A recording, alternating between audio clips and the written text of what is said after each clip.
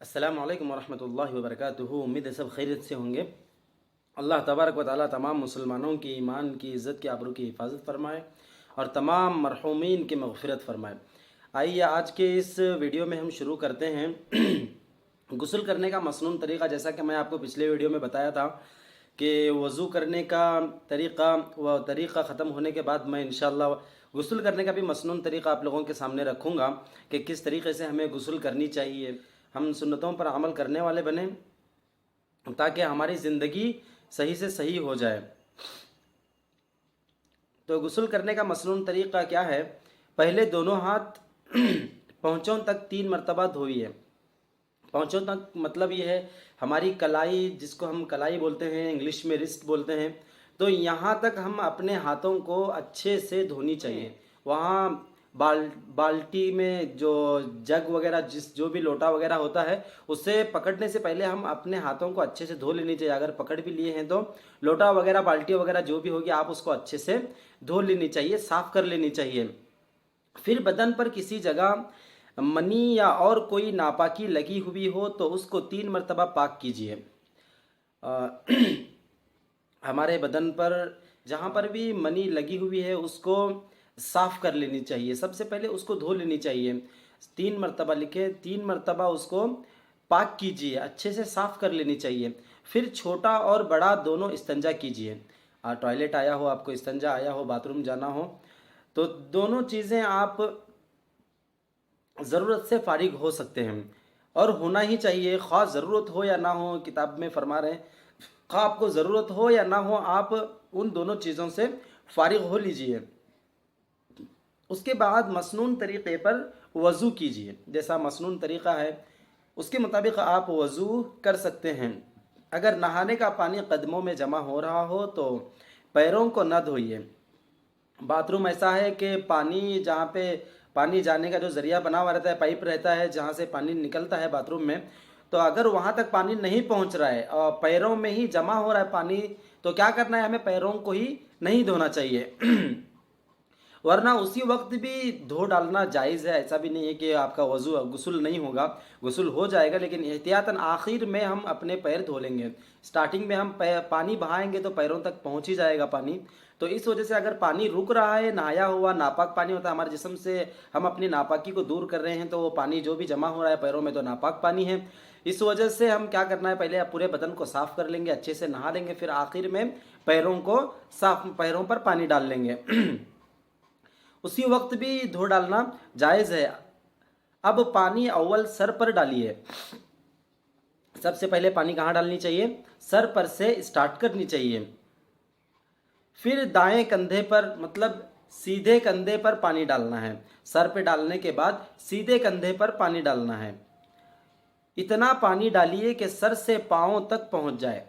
कैसे? जैसे गुस्ल के फ़राइज़ में बोलते हैं। गुस्ल के फ़राइज़ क्या हैं? गुस्ल के फ़राइज़ भी नहीं बताया हूँ, अभी ये बता देता हूँ इसी वीडियो में।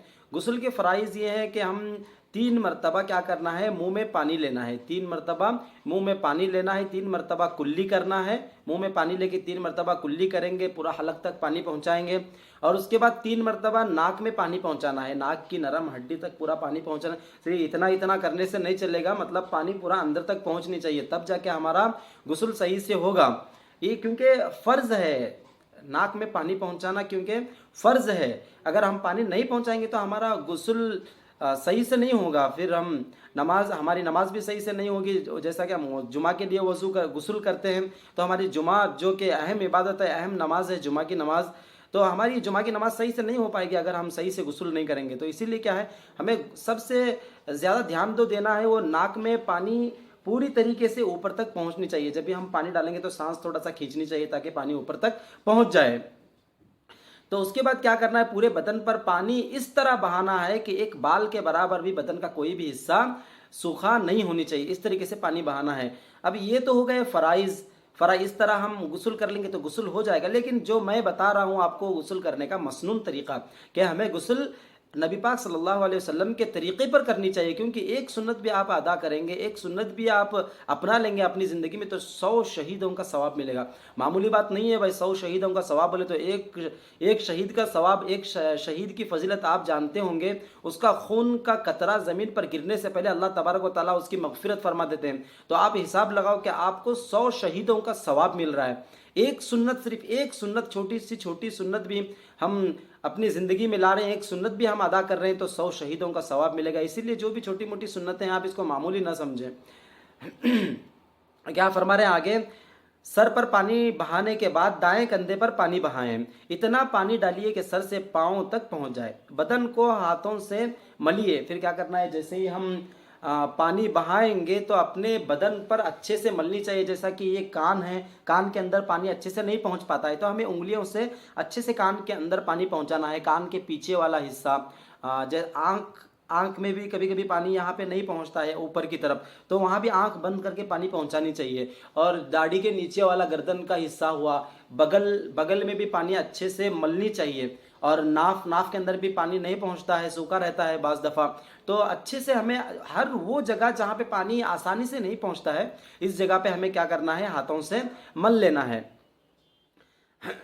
بدن کو ہاتھوں سے ملیے، یہ ایک دفعہ ہوا، جو بھی ہم پروسیس ابھی جو کیے ہیں یہ ایک مرتبہ ہوا، ٹھیک ہے؟ اب پھر دوبارہ اسی طرح پانی ڈالیے، پھر دوبارہ کیا کرنا ہے؟ اسی طریقے سے ہمیں سر پہ سے پھر دائیں طرف، پھر بائیں طرف، پھر پورے بدن کو ملنا چاہیے۔ اسی طرح پانی ڈالیے، پہلے سر پر، پھر دائیں کندھے پر، پھر بائیں کندھے پر، اور جہاں بدن سوکھا رہنے کا اندیشہ ہو وہاں ہاتھ سے مل کر پانی بہانے کی کوشش کیجیے۔ پھر اسی طرح تیسری بار پانی سر سے پیر تک بہائیے۔ اسی طرح ہمیں 3 مرتبہ پورے بدن کو دھونی چاہیے، مل کر۔ ایک مرتبہ پانی بہائیں گے، پورے بدن کو ملیں گے، پھر مطلب جو طریقہ ہے دائیں طرف پھر بائیں طرف، اس طریقے سے ایک مرتبہ دھوئیں گے، پھر دوسری مرتبہ، پھر تیسری مرتبہ، اس طریقے سے ہم پورے بدن کو اچھے سے صاف کر لیں گے۔ اب فائدہ بھی سنیے، یہ جو بھی طریقہ میں نے آپ کو بتایا ہے یہ ترمذی شریف کی روایت ہے، یہ ترمذی میں یہ طریقہ لکھا ہوا ہے۔ جو عالمیت کی جو مولانا بنتے ہیں لوگ، مدرسے میں طالب علم جو پڑھتے ہیں، جو مولانا بنتے ہیں، آپ کے محلے کے جو مولانا ہوں گے، ان سے بھی یہ طریقہ سیکھ سکتے ہیں بآسانی سے۔ تو اس میں وہ عالمیت میں ایک کتاب پڑھائی جاتی ہے جس کا نام ہے ترمذی شریف، بہت ہی اہم، بہت ہی مقدس کتاب ہے۔ اس کے اندر یہ طریقہ تفصیل سے لکھا ہوا ہے، اور اس کتاب میں تھوڑا سا اس میں سے نکال کر شارٹلی اس میں اتارا گیا ہے، مطلب تاکہ سمجھ جائیں لوگ۔ بہت چھوٹی سی کتاب ہے یہ، چھوٹی سی کتاب میں نے اسٹارٹنگ میں آپ کو بتایا تھا، رسول اللہ صلی اللہ علیہ وسلم کی سنتیں کتاب کا نام ہے، آپ بھی خرید سکتے ہیں اس کتاب کو۔ تو یہ ترمذی شریف کی روایت ہے، جو بھی آپ لوگ یہاں پہ سنے ابھی طریقہ جو ہے ترمذی شریف میں لکھا ہوا ہے۔ اس کا فائدہ ہے، غسل کے بعد بدن کو کپڑے سے پونچھنا بھی ثابت ہے۔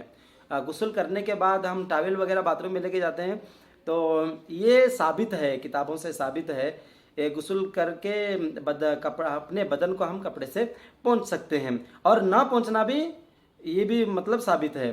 غسل کے بعد بدن کو کپڑے سے پونچھنا بھی ثابت ہے اور نہ پونچھنا بھی ثابت ہے۔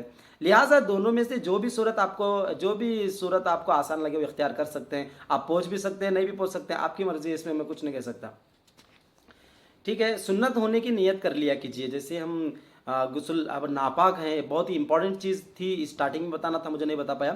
کیا کرنا ہے ہمیں؟ سب سے پہلے غسل کر رہے ہیں ہم، ایک تو ہوتا ہے ناپاکی سے پاکی حاصل کرنا، ایک ہوتا ہے ہم پاک تھے پھر بھی نماز کے لیے یا پھر کام کر کے آئے ہیں تو غسل کر رہے ہیں، بدن گندا ہوا ہے، مطلب دھول وغیرہ بیٹھی ہے، پسینہ زیادہ ہوا ہے، تو ہم یہ غسل ہوا۔ پھر دوسرا غسل جو ہے ہم ناپاکی سے پاکی حاصل کرنا، ناپاک تھے پھر غسل کر رہے ہیں، تو یہ طریقہ ہوا۔ تو اس کے لیے، اسی لیے کیا ہے، ہم ناپاکی سے پاکی حاصل کرنے کی یہ نیت کرنا ہے کہ اللہ میں نیت کرتا ہوں پاکی حاصل کرنے کی۔ اس طرح آپ نیت کر کے، آپ مطلب ارادہ کر لیں دل میں کہ میں پاکی حاصل کرنے کے لیے غسل کر رہا ہوں، تو نیت آپ کی ہو جائے گی۔ تو کل مکمل طریقہ، مسنون طریقہ جو تھا غسل کرنے کا یہ تو ہو چکا ہے۔ اب آگے جو سنتیں آ رہی ہیں ہماری، یہ چھوٹی سی سنتیں مسجد میں داخل ہونے کی سنتیں ہیں، انشاءاللہ کل میں اس مسجد میں داخل ہونے کی سنتیں بھی آپ لوگوں کے سامنے رکھوں گا۔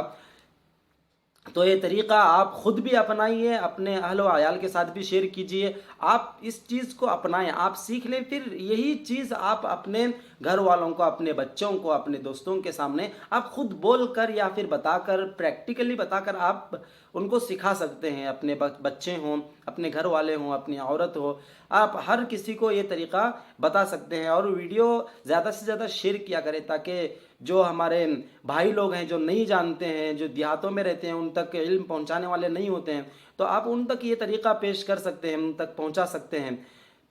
جو بھی واٹس ایپ گروپس وغیرہ رہتے ہیں ان میں بھی شیئر کریں تاکہ ایک تک پہنچ گیا تو وہ 10 تک پہنچائیں گے، پھر 10 100 تک پہنچائیں گے۔ اس طریقے سے یہ نبی پاک صلی اللہ علیہ وسلم کا طریقہ، جو سنتیں ہیں یہ عام ہو جائیں گی۔ ہمارا اصل جو مقصد ہے سنتوں کا عام ہونا ہے، تاکہ ہماری پوری کی پوری زندگی نبی پاک صلی اللہ علیہ وسلم کے طریقے پر آ جائے۔ جب ہم نبی کے طریقے کو اپنائیں گے تو ہی ہم جنت میں داخل ہوں گے، آپ صلی اللہ علیہ وسلم کی شفاعت ہمیں نصیب ہوگی، اور سنتوں پر عمل کرنے سے ایک سنت کا عمل کرنے سے 100 شہیدوں کا ثواب ملے گا۔ اللہ تبارک و تعالیٰ سے دعا کرتا ہوں اللہ تبارک و تعالیٰ ہم سب کو سنت کا پابند بنائے، نبی پاک صلی اللہ علیہ وسلم سے سچی محبت عشق نصیب فرمائے۔ اللہ تبارک و تعالیٰ ہم سب کو بیت اللہ شریف کی زیارت نصیب فرمائے، آپ صلی اللہ علیہ وسلم کی زیارت نصیب فرمائے۔ اب دعا کیجئے، چلتے ہیں، ملیں گے پھر اگلے ویڈیو میں انشاءاللہ، تب تک کے لیے اللہ حافظ، السلام علیکم ورحمۃ اللہ وبرکاتہ۔